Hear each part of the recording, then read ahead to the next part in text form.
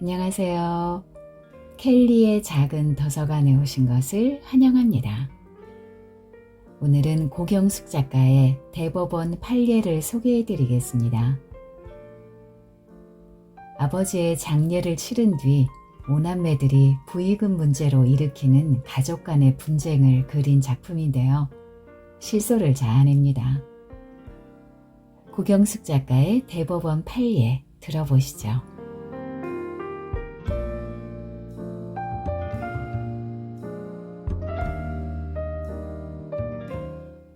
뭐라고? 이젠 지들 마음대로 열부? 관두라고 그래. 우리가 무슨 재주로 그걸 말려. 그건 그렇고 당신 직접 그리러 올 거지? 아, 참, 나 오늘 봄운동 가는 날이라고 했지. 거기 정말 나까지 가야 되나? 오라는데 가야 되지 않아? 변명하기도 귀찮아. 거기서 만나. 저녁은 준비됐어. 용민은 수화기를 내려놓고 주섬주섬 가방을 챙겼다. 대형 서점들도 사정은 있겠지만 하루 매출 10부 미만의 책은 아예 받지를 않겠단다.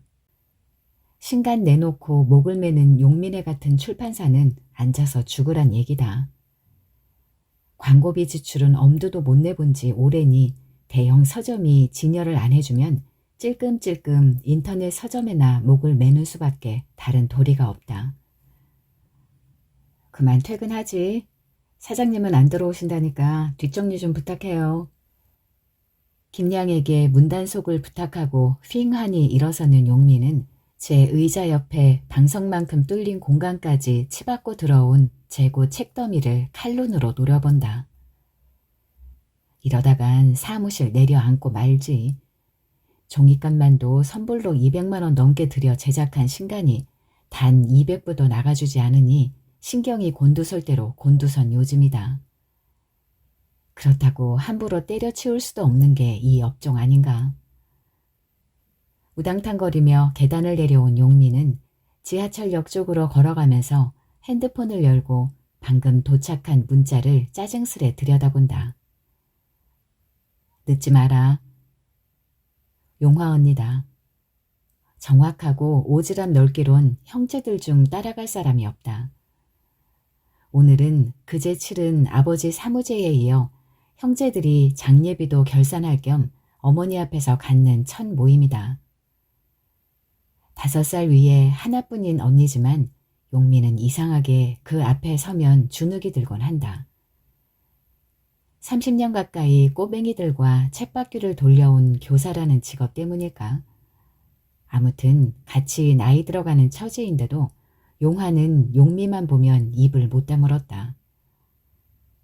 너 옷차림이 그게 뭐야? 너 내일 모레면 50대야, 50대. 언니, 내 나이도 잊었수? 난 분명히 40대 초반인데. 내 옷차림으로 책 파는 거 아니니까 좀 봐주구려. 난 이걸로 충분해. 빼 입고 다녀봐야 누가 이쁘달 사람도 없고. 우거지 짜지 말고 안 될 사업이면 진작 엎어버려. 오서방 차라리 그 학력으로 잘 나가는 학원 강사나 하지. 똑똑한 운동권 출신들은 다 거기 있던데. 하고 만날 안 팔리는 책 만들며 우거지상 하지 말고. 남의 아픈 곳을 아무렇지도 않게 찔러대는 사람. 용화가 바로 그런 사람이다. 어릴 땐 꽤나 곰사롭던 언니였는데 오랜만에 만나도 돌아서면 이상하게 요즘은 마음에 가시가 돋곤 한다. 까짓 거 가지 말까? 용민은 이유 없이 끓어오르는 심수를 애써 누르며 지하철 입구 계단을 터덕터덕 내려갔다. 봄운동 집에는 벌써 형제들이 다 모여 있었다. 대돌에 놓인 신발 속엔 오서방 것도 있었다. 앞마당에서부터 음식 냄새가 진동하는 게 흡사 잔치집 분위기다. 엊그제 아버지를 화장장 불구덕에 집어넣은 사람들 같지 않게 맞대어 놓은 교자상 2개에 차려진 음식들 앞에 둘러앉아 희희낙낙하는 오빠들과 형부가 눈에 들어오자 용민은 울컥해진다. 앞치마를 두른 가냘픈 용필이 처만 분주하게 부엌에서 서성대고 있지 올케들과 용화 언니는 어머니 방에 모여 앉아 손님 노릇을 하고 있었다. 대학을 다니다 영화에 미쳐 학업을 접은 뒤 이렇다 할 직업을 못 갖고 두 아이의 아버지가 된 형제들 중 유일한 무주택자 용필은 더 못 버티고 이태 전 아버지를 모시겠다며 이 집으로 들어왔다. 뇌졸중 후유증으로 보행이 자유롭지 못하던 아버지를 수발하느라고 어머니가 고생하던 터라 용필이 처가 나선 것이 천만 다행이어서 아무도 말리지 않았다. 아무리 그래도 집안 행사 때 두 올케가 용필이 처를 종부리듯 하는 걸 볼 때마다 용미는 속에서 불덩이가 치밀곤 했다. 큰오빠는 젊어서 잘 나가는 회사에 적을 올렸지만 IMF 때 그만 거기서 밀려났다. 그 오빠가 밀려난 동료들과 차린 조그만 택배회사가 대박을 쳐서 신수가 훤해지자 큰올케는 이 집안에서 은근히 말발이 세졌다. 친정돈이 아니었다면 큰오빠가 어떻게 회사를 차렸겠냐고 요즘 들어 부쩍 친정 노래를 부르는 그녀다. 부모 집에 와서도 손에 물을 묻히려 하지 않는 그야말로 공주과 며느리다. 둘째 오빠 부부는 아예 직업이 먹물이라 한술 더 뜬다. 둘째 올케는 조부모 제사 때조차 학회에 가네 논문을 쓰네 아예 얼굴도 내밀지 않는 일을 당연하게 생각했다. 어쩌다 얼굴을 내밀어도 입으로 간을 치지 끝까지 마무리하는 일이 없었다. 공부밖에 모르던 둘째 오빠는 어릴 때부터 이기심으로 똘똘 뭉쳐진 사람이라 매사에 까칠한 용화가 늘 타박이지만 여전하다. 아버지가 중동으로 일 나가고 안 계실 때 살던 금호동 비탈집에서는 단수되는 날이 많아 번갈아가며 식구들이 한밤중에 나가 줄을 서서 식수차를 기다리곤 했다. 그때도 어머니와 장남 옆을 따라다니며 심부름이라도 거두는 건 막내 용필이었고 둘째 용지는 물통 한 번 드는 일 없이 노상 핑계가 도서관이었다. 하긴 그래서 박사가 된 거겠지만 대청에 빙 둘러앉은 가족들은 여느 때 같지 않게 조용히 밥만 퍼넣는다. 올케들과 방에서 나눈 대화가 언짢았던지 어머니는 침울해 보였다. 분위기를 풀어야겠다는 듯이 맞이 용재가 하필 오서방을 향해 입을 열었다. 자네 요즘 사업 잘 되나? 저야 뭐 늘상 사업은 형님네가 잘 되시잖아요. 아이고 모르는 소리. 지금 우린 확장 적기를 놓친 처지인데 말이야. 잘 나가면 뭐래. 바탕이 영세에 나서 말이야. 욕심대로 하면 확 키우고 싶거든. 아무튼 우리나라 사람들은 택배 없인 이제 못 살 것 같아. 컴퓨터가 효자지. 오픈마켓이 이렇게 빨리 죽을 줄 누가 알았냐고. 1년 동안 떠다니는 우리나라 택배 상자가 15억 개라더군요. 형님한텐 좋지만 전체적으로 보면 좋은 현상은 아닌 것 같아요. 동네 장사를 다 말아먹고 있으니. 아니 자네 말에 뼈가 있네. 우리한테 뭐 유감이라도 있나? 자네가 만든 책도 우리 덕을 보지 않나. 오빠 맞아요. 덕을 보는 정도가 아니라 사실 목을 메고 있죠. 동네 상권이 망가지는 게 어디 택배 때문만인가요? 워낙 대형마트들이 설치니. 어색해지는 분위기를 돌려보겠다고 용미가 끼어든 건데 용화가 발끈해서 수저를 내려놓으면서 핀잔을 준다.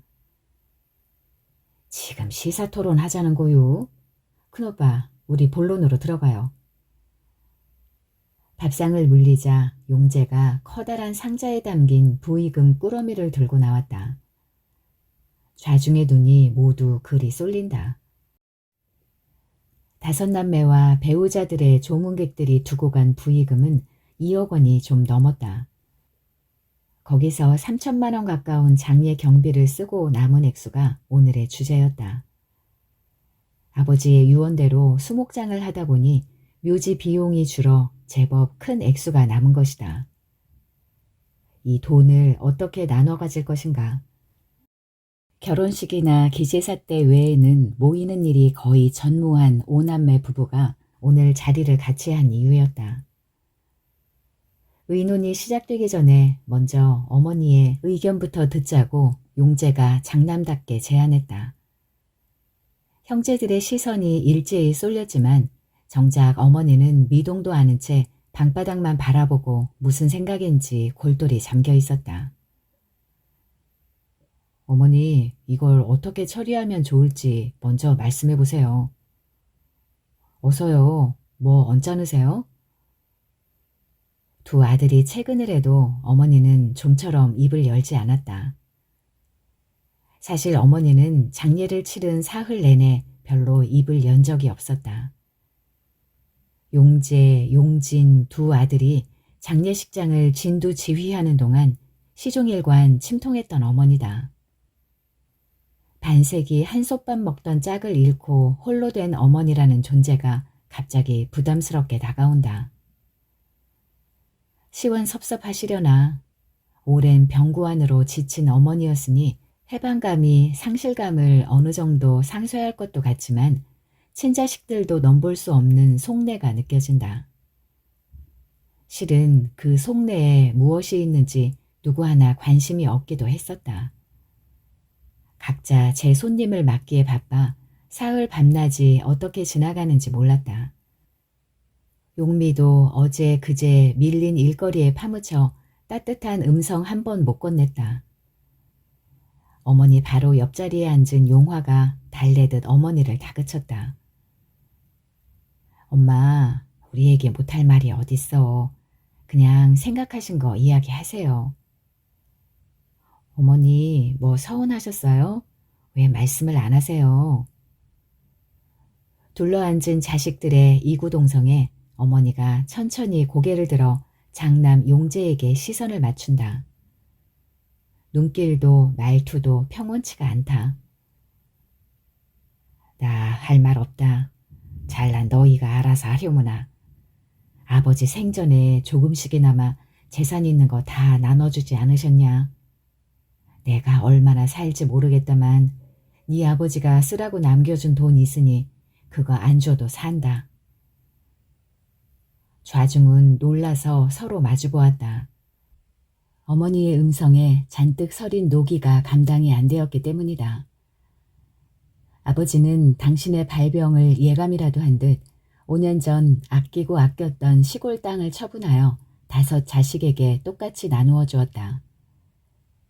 9세대답게 어머니 앞에는 남존 여비가 확실한 아버지였는데 하긴 그 균등 분할이 좀 뜻밖이기도 했다. 칼같이 공평한 분배였지만 아들네들은 볼멘소리를 했었다. 요즘 세상에 딸 자식 서름 줄 일 있냐? 난 공평하게 할란다. 아버지는 고집을 꺾지 않았다. 지금 사는 집을 아예 어머니 앞으로 명의 변경까지 마치고 눈을 감았다. 아버지는 어머니 몫으로 얼마간 저축도 남겼다. 중동에서 돌아와 친구와 운수업을 시작했다가 여의치 않자 환갑이 지나 사업을 접고 70세까지 거의 10년을 택시기사를 했던 아버지였다. 그런 인생 역정이 아버지를 변해가는 세상 이치에 통달하게 한 것도 같았다. 어머니가 내보인 노여움의 정체를 용미는 조금은 알 것 같았다. 부의금 잔액을 어머니는 당연히 당신의 몫이라고 생각했던 게 틀림없다. 그게 아니라면 저렇게 노기를 띨 이유가 없다. 장남은 어머니를 찬찬히 건너다 보았다. 꽤나 당혹스러운 듯 했다. 그런 침묵이 답답한지 둘째 용진이 큰 기침을 하고 나섰다. 그러지 말고 어머니가 생각하신 거 속 시원히 말하세요. 원래 부의라는 게 그동안 저희가 사회생활에서 차곡차곡 쌓은 걸 되받은 거니까 저희한테는 큰 빚이거든요. 어머니가 이 점을 좀 헤아리셔야 되는데. 오빠, 그래도 역시 이런 일엔 어머니 의사가 제일 중요한 거 아니유?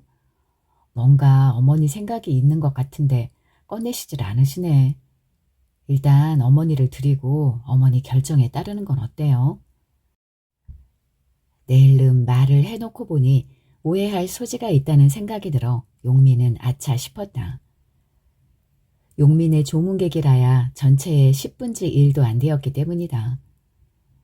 그러나 그런 것을 계산해서 한 말은 맹세코 아니었다. 아가씨, 그건 아니죠. 그동안 우리가 남한테 부주한 게 얼만데 도련님 말씀대로 그 아름아름으로 상부상조하는 게 부의금 아닌가요? 앞으로 그 빚들을 갚아나가야 하는 건 어머니가 아니라 우리잖아요. 맏며느리의 대꾸에 둘째 며느리도 기다렸다는 듯 거들고 나섰다. 형님 말이 맞아요. 저희만 해도 생각보다 부위가 많아 온팡 빚쟁이가 된 느낌이에요. 내가 있을 자리는 못 되는구나. 난 들어갈 테니 너희가 잘 결정하려무나. 어머니는 한 손으로 이마를 짚으며 일어나 치맛바람을 일으키며 당신 방으로 들어가 버렸다. 용화, 네 생각은 어느 쪽이냐? 웬일로 잠잠하냐 네가? 제 의견보다 오빠가 먼저 어머니부터 달래고 오셔야겠어요. 용재가 마지못해 일어나 안방으로 들어갔다. 모두 우두커니 앉아있는데 용화가 빈 건넌방으로 들어가며 용미를 불러들였다. 뒷손으로 방문을 닫으며 용화가 쏘아붙였다. 넌 왜 그럴 때 빙충맞게 나서고 그러니? 어머니 손에 들어가면 우리 한 푼이나 구경할 것 같아? 넌 몰라도 난 좀 받아가야겠다. 모르겠어? 어머니 용필이 주려고 떼쓰시는 거야. 당연하잖우. 용필이만 집이 없는데 비빌 언덕이라도 만들어 주시려는 거 아니야. 원래 막내사랑 유별났지 않소. 아버지가 지 몫으로 준 것도 불리기는커녕 다 까먹고 이리 기어들어온 애들이 그 돈 주면 제대로 간수나 할까? 그리고 어차피 여기서 살면 따로 집 걱정할 건 뭐 있어. 돌아가시기 전에 아마 용필이 주실걸? 어쨌든 안 될 소리야. 옳게들 설치는 거 봐라. 어술하게 어머니 셈법이 통하겠니? 그래서 어쩔 건데? 장례 때 온 사람들 인사 치르려면 아휴 골치 아파. 너도 그렇잖아. 이런 일은 다 원칙이 있는 거야. 형부만 해도 벌써 밥 산 데가 한두 군데인 줄 아니? 세상 물정 모르는 건 어머니나 너나 진배 없구나. 오빠들 속 긁지 말고 가만히나 있어 이거사. 안방을 나온 용재가 비장하게 좌중을 향해 입을 열었다. 내가 어머니를 잘 설득했다. 다른 의견이 좀 있으시다만 어머니도 우리가 의논해서 정하면 따라주시기로 했다. 그런데 내가 너희들에게 좀 양해를 먼저 구해야겠어. 이 즈음 사업은 곧잘 돌아간다만 처남이 급한 사정이 생겨서 이 사람 친정에서 돌려온 돈을 정리하느라고 골치를 앓았는데 이걸 다 넣어도 모자란다만 너희도 큰일 끝에 인사들 치러야 하니 조금씩 나눌 테니 양해해다오. 내가 명색이 이 집안 장남 아니냐. 나누면 몇 푼 안 되지만 몰아주면 단단히 욕이 날 것 같으니 이번만은 너희가 양보해줬으면 한다. 벼랑간 좌중은 숨소리 하나 없이 심각해진다. 침묵을 깨고 용화가 물었다. 오빠, 대체 얼마나 나눠주실 건데요? 그야 뭐 2, 300 있으면 대충 인사치레 할 수 있지 않겠냐? 형, 그걸로 밥 한 그릇 사고 끝나는 게 아니라는 거 알잖아요. 그리고 지금 한참 뜨는 게 형네 사업인데 하필 아버지 부의금으로 빚을 갚는다는 게 이해가 안 가네요. 다른 방법으로 융통하고 이건 원칙대로 합시다. 공으로 생긴 돈이 아니고 이건 돌아서서 당장 내일부터라도 갚아야 하는 빚이란 거 아시잖아요. 두고두고 갚아야 되는 빚이라고요, 빚. 큰오빠가 앞으로 우리가 부조할 거 대신 내주실 것도 아니잖아요. 그건 말도 안 돼요. 역시 깐깐한 용화가 잘라 말했다. 용재 처 얼굴이 금시 불구딕딕 달아올랐다. 말이 안 된다고요? 네, 이럴 줄 알았다고. 아버지 안 계시면 장남이 가장이란 소리도 못 들으셨나? 도무지 앞뒤가 없는 집이라니까. 여보, 집어쳐요. 더 얘기해봤자 뻔해요. 회의고 뭐고 내 진작에 관두라고 했잖아요. 용재가 철을 향해 손사래를 치며 언성을 높였다. 당신은 좀 가만히 있어요. 함부로 나서지 말고. 왜요? 내가 뭐 못할 말을 했나요? 나 이 집 맏며느리예요. 왜? 또 5분의 1씩 나누지 그래요? 선생이면 뭐하고 박사면 뭐해. 차라리 나처럼 못 배웠으면 이러진 않지. 이 집은 애초 기본이 잘못된 거라고요. 아버지가 시골 땅 파시고 분배하실 때 다 알아봤어요. 언니, 왜 돌아가신 아버지까지 들먹이고 그래요? 거기 선생 박사는 왜 나오며 기초가 잘못됐다니 남이 들으면 무슨 아사리판인 줄 알겠어요? 그래요. 굽이굽이 한이 맺혀서 그래요. 이 집에서 장남한테 해준 게 뭐 있어요? 형님 그만하세요.